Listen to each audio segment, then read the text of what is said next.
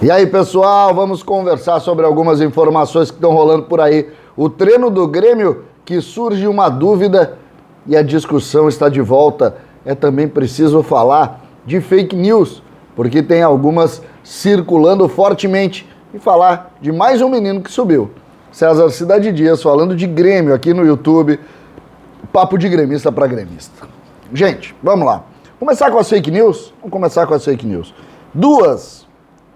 Recebi muitas perguntas hoje sobre duas situações que surgiram no Grêmio hoje em matéria de negócios.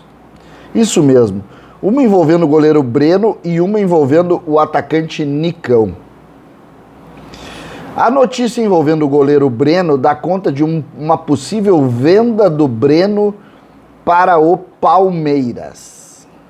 E a notícia envolvendo o Nicão é o Nicão do Atlético Paranaense, esse que está fazendo, inclusive ontem, contra a equipe do Flamengo, fez 2 gols e decidiu a classificação do Atlético Paranaense. Certo? O que a gente pode dizer de uma hora dessas? Eu conversei rapidamente com alguns amigos, dirigentes, que me disseram: César, cara, a gente não sabe nem o que vai acontecer. Que nós vamos estar negociando negociando contratação de jogador. Imagina o Nicão chegando: Nicão, o negócio é o seguinte, vamos fechar esse negócio aqui. O Nicão, lembrando, o Grêmio já teve interesse nele, já quase contratou ele, né? Quase contratou. Mas, neste momento, sequer cogita isso. Por quê? Porque se o jogador renovou o contrato lá, está muito bem adaptado, é ídolo do torcedor, enfim, não se sustenta. O Grêmio não sabe nem se vai permanecer na primeira divisão. E com relação a Breno, mais ainda. Mais ainda. Por quê? Porque Breno talvez seja a única grande notícia que o Grêmio tem aí nos últimos dias. Jogador de seleção brasileira, campeão olímpico, conseguiu a titularidade depois de 3, 4 anos de tragédia em matéria de contratação de goleiro. Aí o Grêmio vai agora pensar em vender. Num final de campeonato. Basta que as coisas se coloquem para a gente ver que isso não se sustenta minimamente. O Grêmio não está pensando nisso. Mais do que isso, o Grêmio está com foco em tentar sair e depois sim, se cair, vai ter uma limpa, não vai trazer o Nicão. Vai ter uma limpa. E vou te dizer, o Breno é um dos poucos, renovou o contrato agora, que não vai sair. Eu tenho certeza que muitos vão sair. O Breno não. Então, por favor, né? Vamos avançar. Vamos avançar. Também na linha de jogadores ainda, depois nós vamos falar das dúvidas do time, porque uma discussão voltou. Mas na linha de jogadores, Pedro Lucas, assim como Elias já tinha anunciado isso, Pedro Lucas também está incorporado ao time principal, agora é jogador do profissional, não desce mais.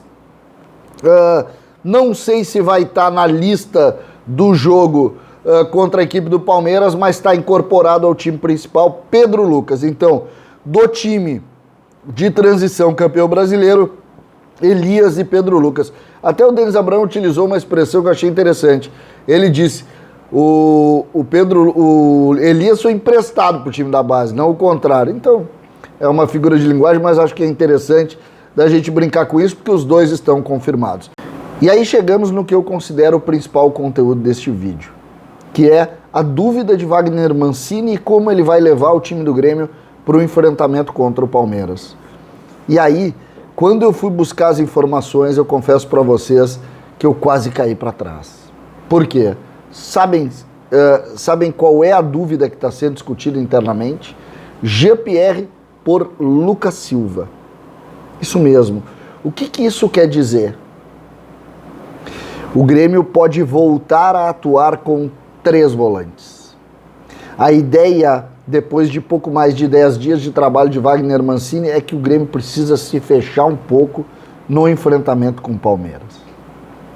É impossível, vendo e recebendo essa informação, que eu não volte alguns dias no tempo e busque a entrevista do Rafinha, que em determinado momento disse publicamente que o Filipão tinha uma opção por um time mais fechado e que isso não deu certo. Ou seja, criticou publicamente o treinador que optava por um time com uma linha de 3 volantes mais fechado para tentar especular com os homens da frente. Pois agora a dúvida é voltar ou não ao sistema que foi criticado pelos jogadores. É difícil de entender. É difícil de entender. Nós vamos trabalhar aqui sempre torcendo, mas as incoerências no Grêmio, elas se batem a todo momento, que fica muito difícil da gente conseguir compreender qual é o caminho que o Grêmio vai seguir. Porque em determinado momento, vamos apostar nos meninos, aí depois vamos apostar nos cascudos, aí depois vamos apostar num time propositivo, aí depois vamos apostar num time mais fechado, aí depois não, mais fechado não dá, o certo é o... E aí começa uma loucura que parece uma salada de fruta que a gente não consegue entender. E na verdade o que a gente posiciona sempre é aquela ideia, vem cá, o que nós vamos fazer? Qual é a ideia? Por quê? Porque o GPR foi a aposta durante 2 jogos. Veio a vitória, se aplaudiu o GPR. Na primeira derrota já se sabe, se vai mudar o time, de quem foi a culpa? Do GPR. Tá errado, não foi. Não foi. A culpa foi um posicionamento errado do Paulo Miranda, a culpa foi a mexida absurda do treinador no segundo tempo, que desmanchou o time, inclusive tirando o GPR. Quem diria, eu pedindo o GPR no time. Mas não, eu peço coerência. Eu peço minimamente que as pessoas tenham uma ideia. Cara, esse é o caminho, vamos com ele. O Grêmio não pode renovar a página a cada desconforto que ter, porque vai ter desconfortos.